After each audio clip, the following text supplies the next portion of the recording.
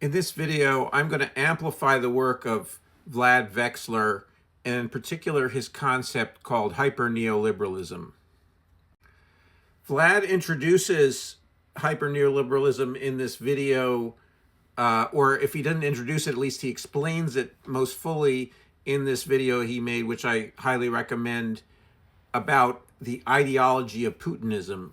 And he sees that Donald Trump is a Putinist. And that doesn't mean that Donald Trump is a puppet of Putin, but that there is an ideological affinity between Trump and Putin. In this video, Vlad locates three pillars of Putinism, one of which is monarchism, the other is fascism, and the third is hyperneoliberalism. The reason why I'm focusing on hyperneoliberalism is because I think it explains something to us about how we can resist the authoritarian push, the push toward dictatorship in a number of nations, including the United States. And I also recommend that you follow Vlad on YouTube. This is his main channel, and he also has a chat channel. And he's a philosopher, a political philosopher based in Great Britain, originally from Russia. He speaks Russian and I believe also Ukrainian. Now, one of the paradoxical things about calling either Putin or Trump or both neoliberals or hyper-neoliberals is that they are ostensibly illiberal dictators. And the idea that liberalism and democracy are linked is something that has been an assumption of Western political theory for the last 150 years or so or longer. But we see here that this is a deformation of liberalism and of also the tradition in liberalism, some of which were intrinsic to the problems, the contradictions in liberalism itself. Now, neoliberalism, not hyper-neoliberalism, neoliberalism has been the dominant governing philosophy in many nations, most of the nations of the world, for the past 40 years at least, sometimes 45 years. And this was an ideology that was founded or was formulated by, among others, Milton Friedman and Friedrich Hayek, supposedly based on the idea, or it is based on the idea, that markets are this ideal form of social interaction, of social structure, that markets are an idealized society in a way, or it's how we can maximize our prosperity and our freedom. And it is a consciously anti-statist, anti-communist concept. And in fact, Hayek wrote the hysterical pamphlet / book called The Road to Serfdom, where he thought that social democracy itself was the road to a totalitarian communist system. And the Mount Pelerin Society is one of the founding institutions of neoliberalism, still exists. And there are many, many books and many, many critiques of neoliberalism out there. And I imagine you've run into some of them if you're interested in this kind of thing. And neoliberalism is closely related to libertarianism. Also, some neoliberals call themselves classical liberals.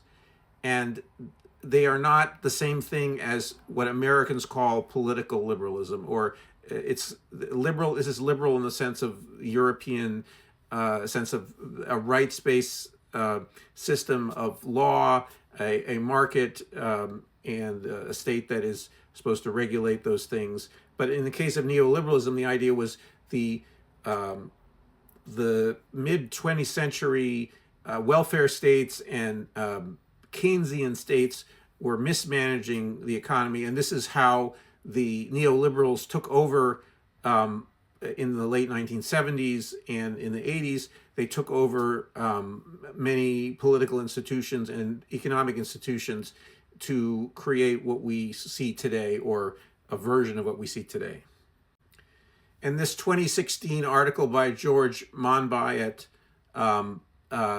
is a good summary from a left perspective of the deficits of neoliberalism. And confusingly for Americans, these two figures of the right wing are the pioneering leaders of neoliberal regimes in the late 70s and 1980s. But since then, their ideologies have dominated both the nominal left and right in almost all countries of Europe and the United States and in other nations. And this is not just abstract political ideology. There are concrete effects to neoliberalism, one of which can be seen here in this chart, where we see that within country inequality starts to skyrocket as the total income inequality relative to between country inequality. So we see societies since 1980 becoming much more unequal within themselves.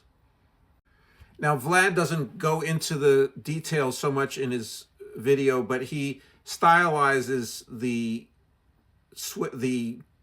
transition from neoliberalism to hyperneoliberalism as starting with the depoliticization of society to some degree. So we have the removal of state, or at least the undermining of state intervention in society directly. Certainly there's many indirect forms in neoliberalism, but in any case, it leads to a collapse of solidarity. And this is because, in part, the whole idea of governments regulating markets is undermined by the idea that markets are this pure form, this thing that is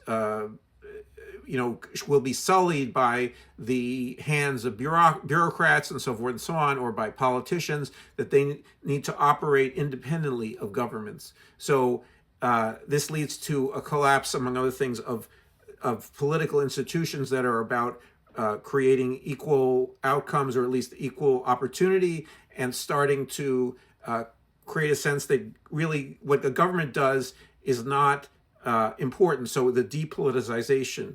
And then people think, well, what do we need to do? What common goals do we have together? We don't. Everybody has their individual goals. We should try to self-actualize as much as possible. We see this all over in our society, people talking about living their most authentic lives. Our advertising coming to us through social media is being custom tailored to our particular interests, so forth and so on. But even before then, we have the pursuit of the ultimate truth is the truth of the self. So Vlad points out then that with the collapse of social solidarity, we have competition, atomized competition.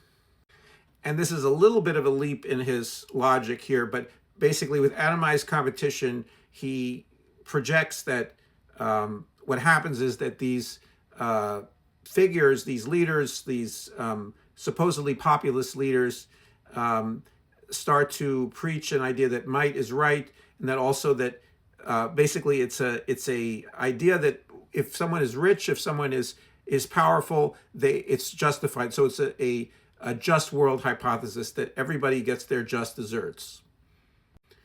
So Vlad's diagnosis of Putinism and of Trumpism is that it is a fascicized, monarchist hyper-neoliberalism.